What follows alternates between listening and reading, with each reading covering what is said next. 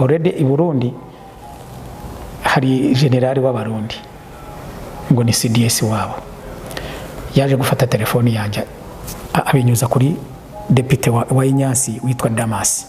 Inyansi ni Gitu Sibomana ngira ngo yes, arahamagara arambwira ngo barashaka kuvugana nanjye, arambwira ngo ngende mbarasire umwanzi wabo witwa Nzabampema generali. Yoherezaga amafaranga akajya kuri Western Union via Burundi, yakirwaga n'umusore bita Vincent niwe yakiraga bakabwira Richard akajya kuyazana. Kuko tumara gufatwa ngaho ku mupaka wa Kongo tugaruye Burundi, Uburundi bwagishizemo supporta ushyiramo ingufu cyane, ndetse hariho umudamu wakoraga kuri migration ngaza kudufotora. Leta nibwo yaje kumenya ko yadufotoye, bahita bamutumaho umusirikare bati agenda hanagura ayo mafoto nayohereza nagera nahayohereza. Ubwo urumva ko bari bagifite mu ruhare runini cyane.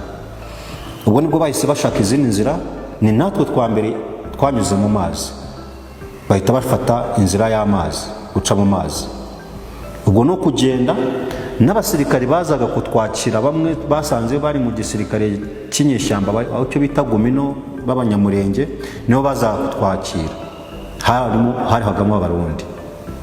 Urumva ubwo noneho tumaje no gushikaho ngaho n'abayobozi bari badufite batubwira yuko i Burundi turi inyuma 100% yuko buri kumwe nande na Kayumba, ibikoresho byose ariho bizaba.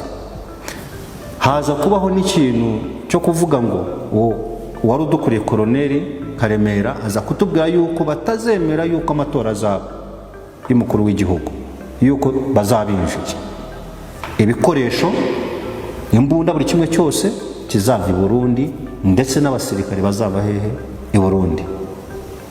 Ibyo nibyo nashoboye kugira iki kumva muri icyo gihe cyo nari nyiri nabo ndi mu ishyamba aho ngaho.